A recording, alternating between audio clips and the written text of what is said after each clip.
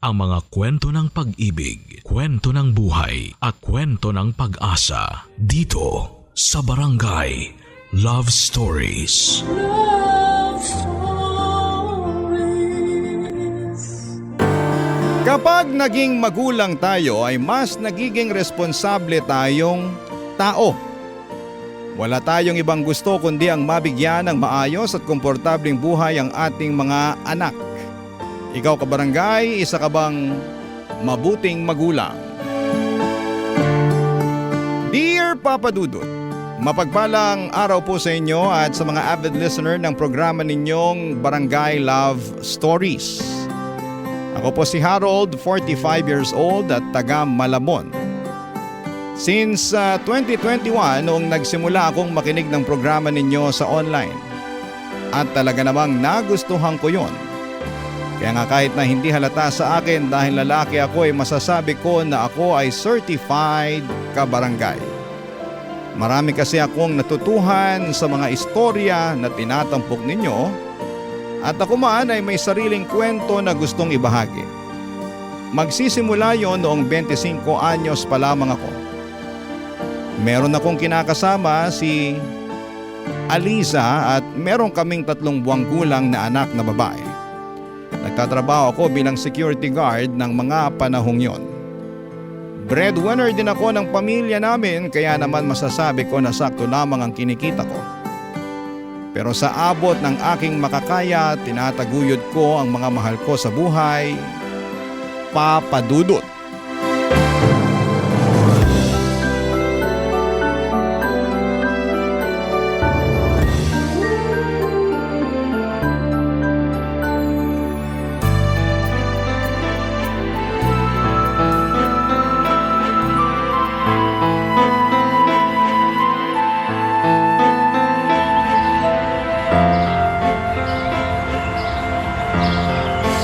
Alisa, ano ba nangyayari sa'yo?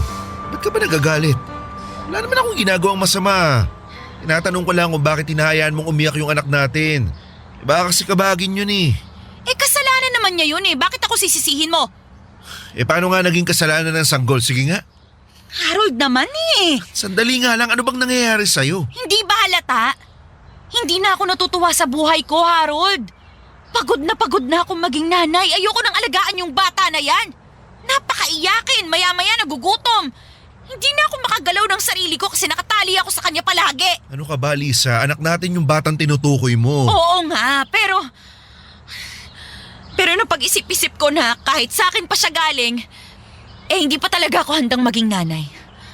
Marami akong namimiss gawin noon na hindi ko na magawa ngayon ng dahil lang sa baby na yan. Ano?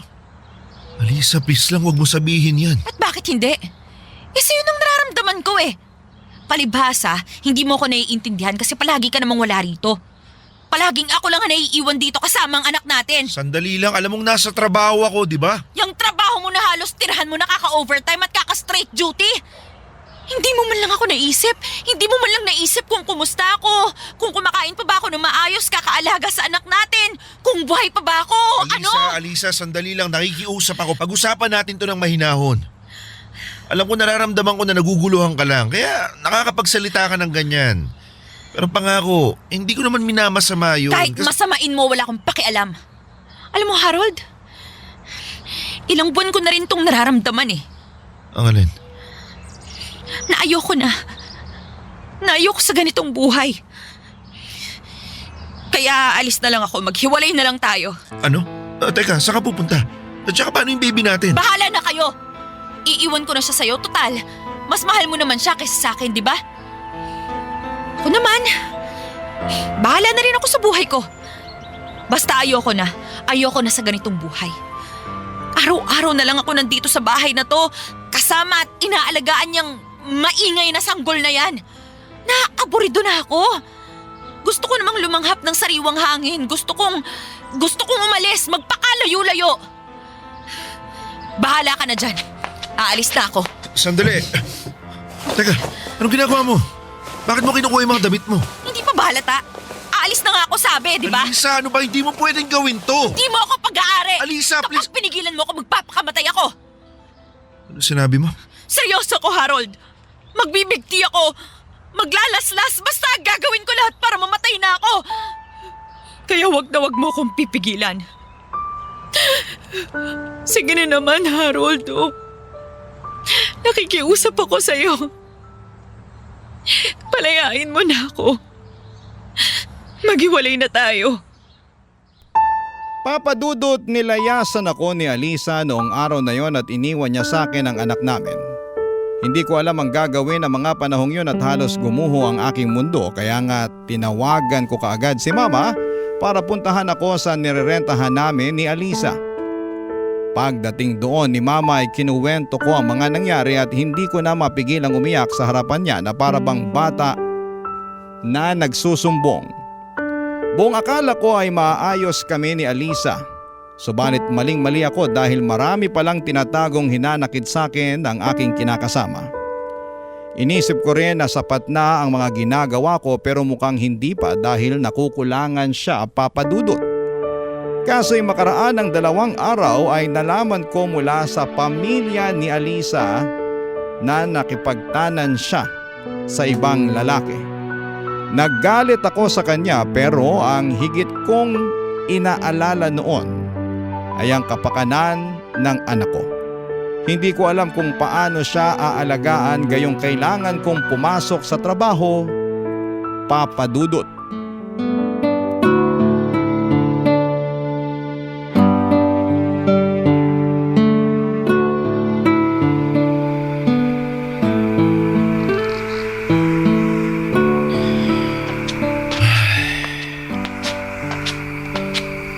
O nak, andyan ka na pala.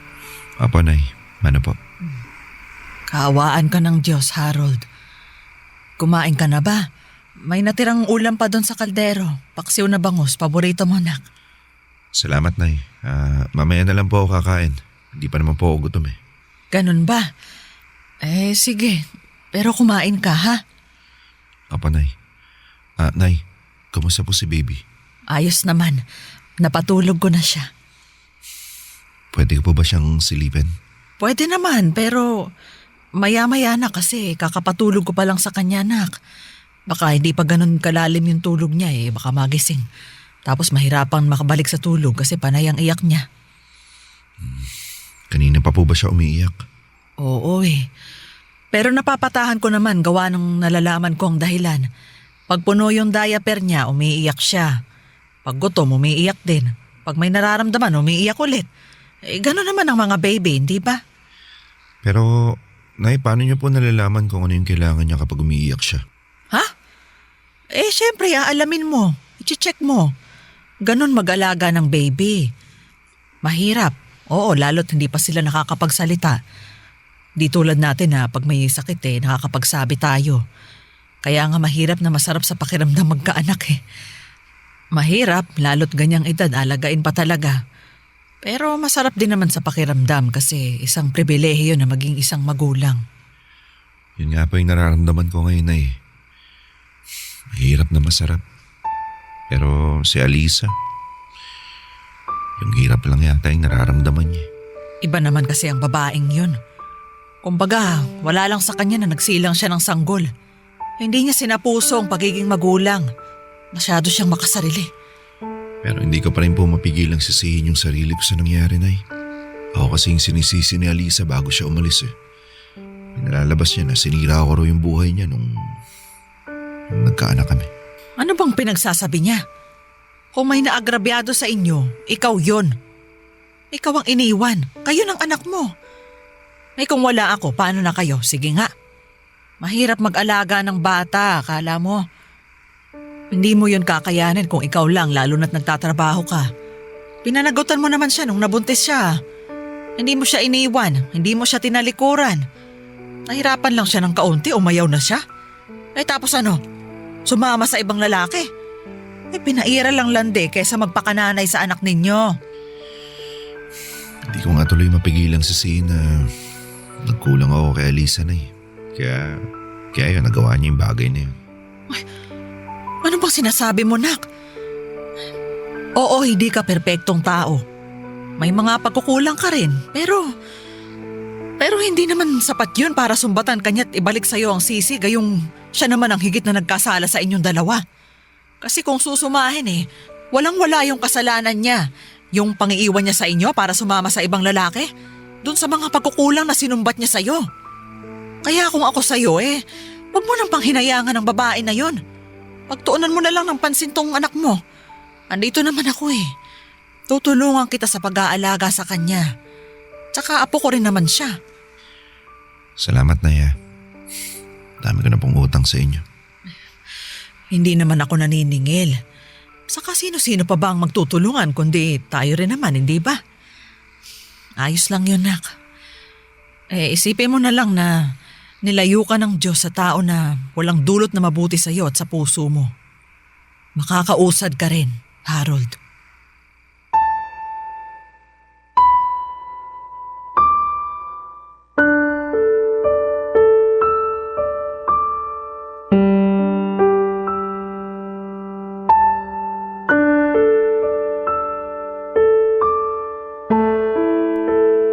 Papadudot, pinauwi ako ni Mama sa bahay para alagaan niya ang anak ko habang nagtatrabaho ako.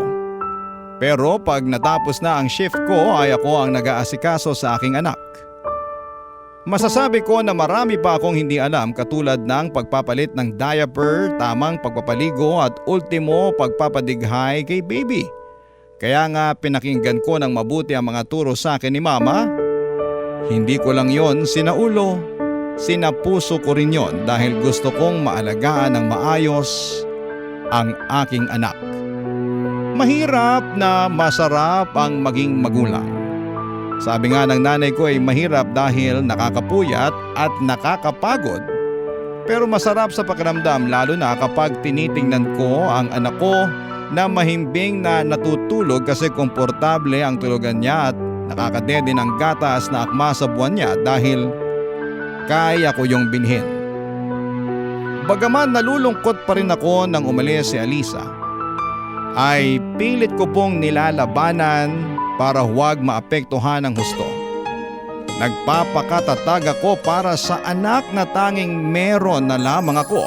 Barangay Love Stories. Barangay Love Stories.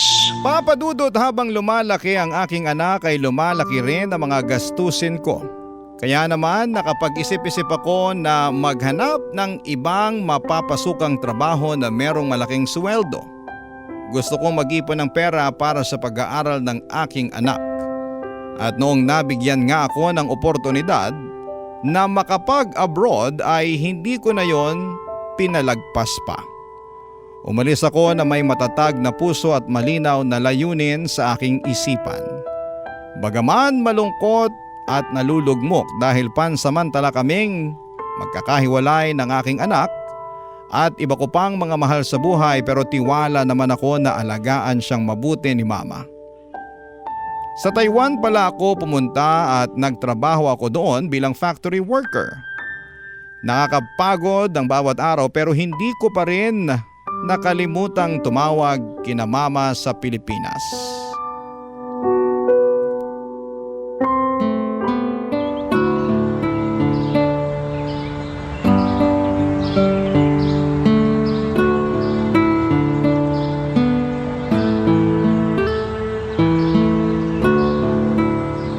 Hello, Nay. Kumusta na po kayo dyan? Ayos lang naman, nak. Pasensya ka na ha. Natagalan akong sagutin tong tawag mo kasi abala ako sa pagluluto sa kusina. Tapos nakasilent pa pala tong cellphone ko. Yung anak mo naman kasi, malamang kinalikot tapos may napindot. Ganun po ba? Kumusta na po pala si Lilibet? Pasaway pa rin po ba? Oo, pero napagsasabihan naman. Ay, teka, wala pala yung anak mo dito, ha? Sinama ni Marcela dun sa bilihan ng cake para sa tatay ninyo. Oo nga pala, birthday nga pala ni tatay ngayon. Ano nga palang lulutuin nyo, Nay? Pansit lang sa kakalderetang baka, anak. Saka yung cake. Ayos na po ba yun sa inyo? Kung gusto nyo, magpapadeliver ako ng ibang pagkain. Ay, naku, wag na, Harold. Baka hindi lang maubos, saka di naman malakas kumain yung mga tao rito eh. Lalo na kami ng tatay mo, gawa na matatanda na kami. Sapat na yung mga pagkain na meron kami ngayon. Pwede nyo naman pong ipamigay sa mga kapitbahay o di kaya mag-imbita kayo ng mga kaibigan tsaka mga kakilala ni tatay, di ba? Ayaw na rin ng tatay mo. Kasi mapapagod lang daw ako kakaasikaso. Sa bagay, tama nga naman si tatay. Oo na lang. Okay na to, nak. Salamat at mairaraos din namin ang birthday ng tatay mo. Ikaw ba dyan? Kumusta ka sa Taiwan, nak? Day off mo ba? Hindi nay. Pero hindi rin po kasi ako makapasok ngayon kasi may sakit ako. Ha? Paano ka, Harold? May lagnat lang po tsaka konting ubo. Pero wag po kayo mag-alala. Uminom na po ako ng gamot tsaka nagpapahinga naman po ako. Gusto ko lang po talagang tumawag sa inyo bago ako makatulog. Namimiss ko na po kasi kayo dyan eh. Namimiss ka na rin namin, nak. Lalo na yung anak mo. Miss na miss ka na nun. Saka kahit na sinabi mo na wag akong mag-alala, hindi ko pa rin mapipigilan yon. Ang tagal mo na dyan sa Taiwan, nak eh. Nitong nakalipas, napapansin ko na madalas ka nang magkasakit. Sigurado ka ba na kaya mo pang magtrabaho dyan? Oo naman, Nay. Pabago-bago lang din yung klima rito kaya ganito yung nangyayari sa akin. Tsaka kahit na ilang taon na ako rito, nahihirapan pa rin ako makapag-adjust lalo na yung katawan ko. Pero kayang-kaya ko pa rin naman po magtrabaho. Siya, sige. Hindi naman kita mapipigilan. Siyempre, may pangarap ka para sa anak mo. At masaya ako na tinutupad mo yon kahit paunti-unti. Pero wag mo pa rin pababayaan ang sarili mo, Harold. Ha? Kumain ka ng tama. Matulog ng sapat. Tama yan na wag mong piliting pumasok sa trabaho lalo't may sakit ka. Magpahinga ka, ha? Apa, Nay. Salamat po sa paalala. Nay, inaantok na po ako. Baka tumatalab na yung gamot na ininom ko. Sige, nak. Matulog ka na muna. Pagising mo mamaya, tumawag ka. Basta kaya mo na para naman makapag-usap na kayo ni Lilibet. Marami raw siyang ikikwento sa'yo tungkol sa nangyari sa school nila. Sige po, Nay. Tatawag po ako. Papa Dudut, ang dapat sana'y 2 taong ko lamang na kontrata sa Taiwan ay na-extend hanggang sa hindi ko na lamang namalaya na tumagal na ako doon. Pero sinisigurado ko naman na nakakausap ko ng regular ang anak ko kahit sa cellphone lamang. At kahit na malayo kami sa isa't isa ay masasabi ko na malapit naman ang aming loob. Makalipas ang 14 na taon na pagtatrabaho sa Taiwan ay nakaramdam na ng pagod at pangungulila ang puso ko.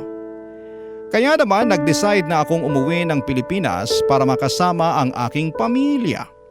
Pero may unexpected na nangyari dahil dumating sa buhay ko si Margie. 6 na buwan bago ako tuluyang magbalik bansa, nakilala ko siya matapos naming magka-chat online. Naging mabuti kaming magkaibigan at hindi nagtagal ay nahulog kami sa isa't isa. Si Margie ang sumusundo sa akin noon sa airport taong 2022. Pag-uwi ko at kasama ko rin siya na umuwi sa bahay namin sa Malabon.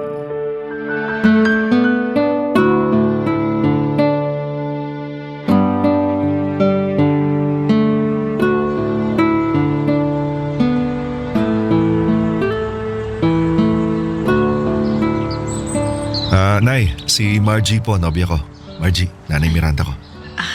Pinagagalak ko po kayong makilala, Nay. Ako rin, Iha. Kinagagalak din kitang makilala. Pasensya na, Nay. Hindi ko po nasabi na isasama ko si Margie dito sa bahay natin. Wala namang kaso yun, nak. Welcome naman dito sa bahay natin kahit sinong isama mo eh. Kaso ayun nga lang, pati pagdating mo nasurpresa ako kasi wala ka namang pasabi na uuwi ka pala. Hindi, Nay, sinadya ko po yun para surpresahin talaga kayo. Nga pala, asa na po pala si Lilibet? Bakit parang kailang yung tao rito? Nasa eskwelahan pa yung anak mo. Hapon pa yung tapos ng klase niya. Si Marcela naman sinamahan ng tatay ninyo sa doktor para makapagpa-check up. Nito kasing nakalipas, panay ang daing na masakit ang tuhod niya. Kako baka rayuma kasi nga tumatanda na siya. Ayaw naman maniwala, malakas pa raw siya sa kalabaw. Buti nga napapayag ng kapatid mo na magpatingin eh. Kaya pala. Sino pong susundo kay Lilibet sa eskwelahan mamaya? Ako na lang. O di kaya ikaw. Total, andito ka na. Ay nako, sigurado na matutuwa yun pag nakita ka, nak. Miss na miss ka na raw niya. Miss na miss ko na rin po siya, Nay. Ay, pasensya ka na, Margie. Nauhili kami ni Nanay sa pagkukwentuhan. Halata nga pero ayos lang. Siyempre, ngayon lang ulit kayo nagkita pero di ba may plano tayong umalis mamaya? Ha? Nangako ka sa akin na lalabas tayo para kumain sa Tagaytay. Kung susunduin mo pa yung anak mo baka gabihin na tayo, Harold. Ganun ba? Kala ko mabilis lang yung biyahe papunta doon kasi malapit lang yun kumpara sa Baguio eh. Malapit nga lang pero matraffic pa minsan kaya dapat agahan natin ang alis. Aalis na agad kayo? Kararating nyo lang, nak ha. Pero nangako po kasi si Harold sa akin na pupunta kaming Tagaytay. Dapat nga hindi muna kami uuwi rito sa bahay niyo kaso miss na raw ni Harold yung anak niya. Kaso wala na sa eskwelahan kaya hindi sila agad nagkita. Baka pwedeng pagkasundo ko na lang kay Lilibet tayo manis. Oo nga. Hayaan mo na magkita ang mag-ama. Bukas na lang kayo umalis para makapagpahinga pa si Harold. Oo nga, Margie. Kasi medyo masakit din yung katawan ko Parang hindi ko kayang bumiyahe ulit gusto ko muna magpahinga tsaka makabanding yung anak ko. Ano na lang palang ginagawa ko rito kung hindi na pala tayo aalis? Hindi naman sa hindi tayo alis. Bukas na nga lang. Harold naman Margie, pakiusap. Sige na. Intindihin mo sana yung sitwasyon ko. Pangako, babawi ako sa'yo bukas. Okay, sige. Basta bumawi ka talaga. Kung hindi, magtatampo na ako sa'yo. Papa Dudut, masayang masaya ako sa bagong pag-ibig na dumating sa buhay ko.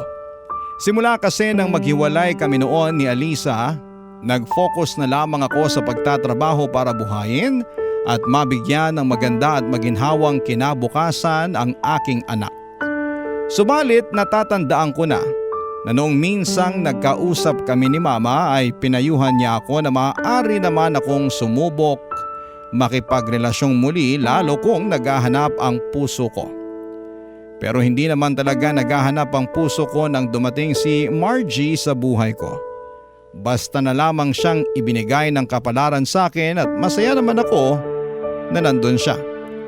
Kaya nga, nandun yung pag-asa na magiging maayos din ang relasyon niya sa aking pamilya. Hindi nagtagal, Papa Dudut, ay bumukod kami ni Margie at nagsama sa isang bubong kasama ang anak ko. Nag-propose na rin ako ng kasal sa kanya at kahapwa kami nananabik sa bagong buhay na naghihintay para sa aming dalawa. Barangay Love Stories. Barangay Love Stories. Papa Dudut, dahil nga hindi ko na planong bumalik pa sa Taiwan ay ginamit ko ang naipon kong pera upang magtayo ng negosyo dito sa Pilipinas. Sa tulong ni Mama ay nakapagbukas kami ng tindahan ng bigas at LPG na ipinangalan ko sa kaisa-isa kong anak. Matrabaho at nakakapagod mamahala ng sarili mong negosyo pero masarap naman sa puso. Lalo na at hindi ko na kailangang mawalay sa aking pamilya. Nagpatuloy ako sa pagpapakasipag. Lalo na at nalalapit na rin ang kasal namin ni Margie. Mabait at maalaga ang mapapangasawa ko kaya nasabi ko na lamang sa mama ko na mapalad ako. Dahil nabigyan muli ako ng pangalawang pagkakataon na magmahal ulit. Oo, nabigo ako sa una pero hindi nangangahulugang habang buhay na lamang akong mag-iisa. Isang buwan bago ang pinakahihintay naming pag-iisang dibdib ni Margie ay merong nangyari na hindi ko po inaasahan.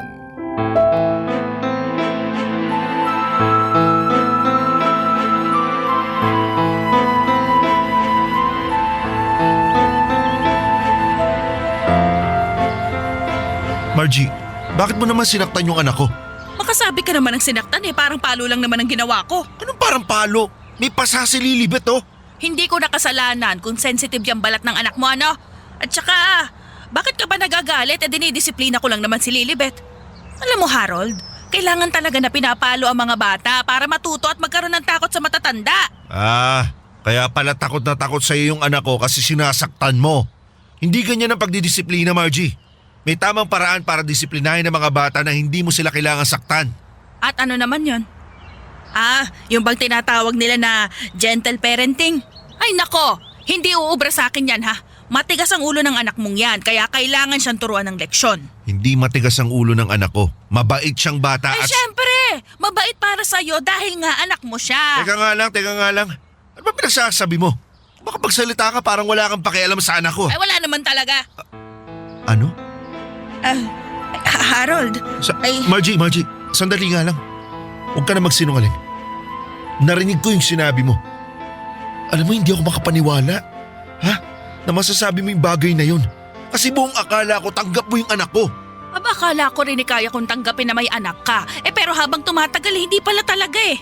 Kahit na anong gawin ko, hindi ko kayang mahalin ang anak mo na parang anak ko. Dahil anak naman siya talaga ng ibang babae.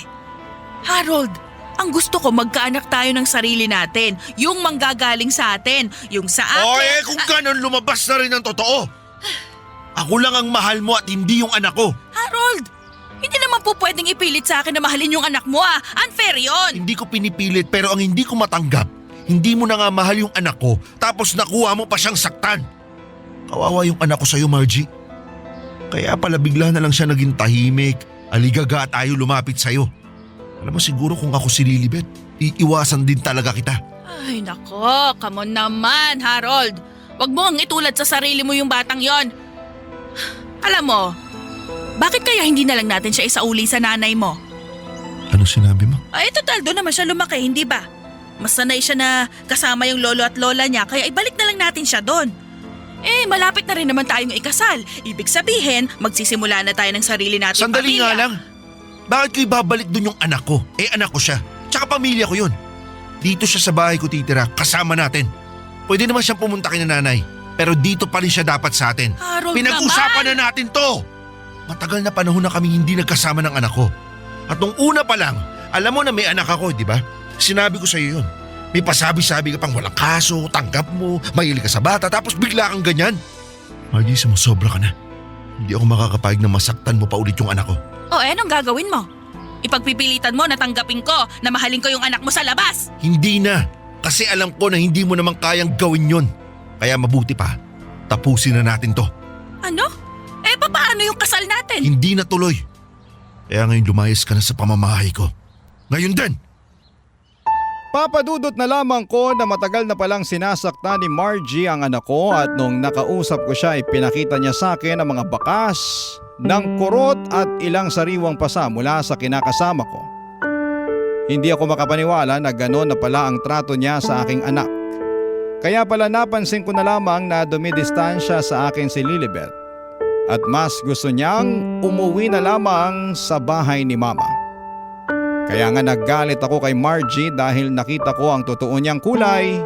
Hindi na ako nagpatumpik-tumpik pa. Pinalayas ko siya sa bahay ko't hindi na tinuloy ang kasal namin. Wala akong pakialam kahit nakagastos na ako ng malaki sa mga supplier na kinuha namin. Ayokong makasal sa babae na mapagkunwari, nananakit at hindi tanggap ang aking anak.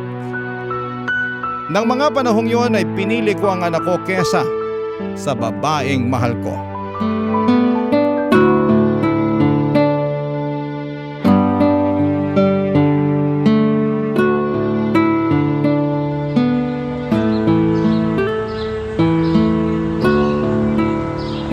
Harold, nak, Ano po, Inay? hindi na ba talaga maaayos ang relasyon ninyo ni Margie? Di na po, Nay. Saka ako po yung nakipaghiwalay.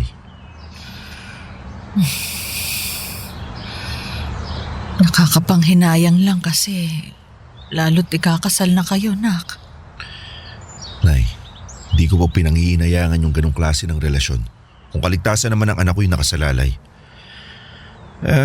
Masakit to. Malungkot na nakipaghiwalay ako kay Margie lalo na malapit na yung kasal namin. Mas marami kaming pangarap sa buhay. Mga plano para sa pamilya na bubuuin namin na hindi na matutupad. Alam niyo, Nay, akala ko talaga siya na yung babae para sa akin pero nagkamali ako. Akala ko nga rin siya na talaga kasi parang ang bilis ng relasyon ninyo. Nagkakilala kayo, dinala mo siya sa bahay tapos nagsama na kayo sa iisang bubong at nakatakda ng ikasal. Pero anak, tama ka. Kung kaligtasan naman ng apo ko ang nakasalalay, mas mabuti pa nga na nakipaghiwalay ka na sa babaeng yun. Sabi na nga ba una pa lang, iba na ang kutob namin sa kanya ng tatay mo. Kumbaga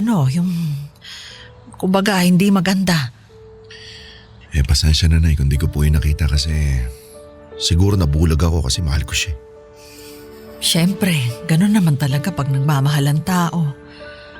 May bahagi sa atin na kukumbinsihin ng sarili natin na walang mali sa karelasyon natin kahit meron naman talaga. Kasi nga ayaw nating masira ang relasyon natin. Pero masaya naman ako. Kasi nakita mo pa rin ang tunay niyang kulay habang di pa kayo natatali sa isa't isa. Oo nga, Nay. Buti na lang talaga. Saka alam mo, nak, masaya rin ako kasi mas pinili mo ang anak mo. Aba, oo naman, Nay, no. At paulit-ulit ko siyang pipiliin kahit na anong mangyari. Naisip ko, wala namang kulang sa akin. Sakaling hindi na ako makapag-asawa ulit kasi nandyan naman yung anak ko eh. Siyempre, pati kayo na pamilya ko. Pero hindi habang buhay makakasama mo si Lilibet, nak. Paano na lang pag dumating yung panahon na kailangan na niyang mag-asawa? Sus, Nay, walang kaso yun. Dahil aabalahin ko na lang ang sarili ko sa negosyo. Sa ngayon, ayoko na po muna ulit maghanap ng bago makakarelasyon. Pakiramdam ko kasi malas ako sa mga babaeng nakikilala ko eh. Una si Alisa, tapos si Margie. Kaya siguro tama na po muna yun. Gusto ko na lang po muna pagtuunan ng pansin yung anak ko. Kasi di pa naman natatapos yung responsibilidad ko sa kanya bilang magulang, di ba? Wala talagang katapusan ng pagiging magulang, nak. Pero tama ka nga na bumawi ka muna kay Lilibet. Magbanding kayong mag-ama lalo't andito ka na ulit kasama niya. Kung iukol ng Panginoon na makapag-asawa ka, sana naman mabuting babae nang makilala mo. At hindi katulad nung sina Alisa at Margie. Ay, ewan ko ba sa mga babaeng yun? Ang swerte na nila sa'yo. Mabait, responsable, masipag. Siguro na hindi lang po siguro kami para sa isa't isa. Basta, anak, andito lang kami na pamilya mo para umalalay sa'yo, ha? Alam ko na hindi madali ang pinagdaraanan mo. Hindi nga po pero hindi na rin naman ako yung dating Harold na hirap makausad sa buhay dahil iniwan ng babaeng minamahal. Tsaka na matanda na ako. Iba na rin ako mag-isip. Mas mahalaga na sa akin ngayon yung kasalukuyan. At kayo ng anak ko. Dahil alam ko, hindi niyo ako iiwan.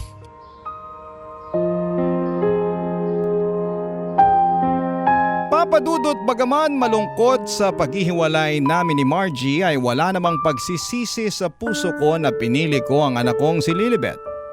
Bilang isang ama ay responsibilidad kong protektahan ang aking anak laban sa kung sino na mananakit sa kanya. Kaya nga masaya ako na pinagtuunan ko na lamang ng pansin ng pagbawi ng panahon upang makasama ang anak ko pati na rin ang aking pamilya. Kung tatanungin ninyo ako, kung handa pa ba akong umibig sakaling may kumatok muli sa aking puso ay oo naman ang sagot ko. Pero dapat ay mas mahal ng babae na yon ang anak ko nang higit pa sa pagmamahal niya sa akin. Doon ko lang masasabi na siya na ang tinadhana upang makasama ko sa panghabang buhay. Maraming salamat po, Papa Dudut, sakaling mapili po ninyong i-ere ang sulat ko. God bless and more power po sa inyong programa. Number 1 kayo sa aking puso. Ang inyong kapuso at kabarangay forever, Harold. Anong say mo sa Barangay Love Stories na ito? Pagkwentuhan natin sa comment section yan.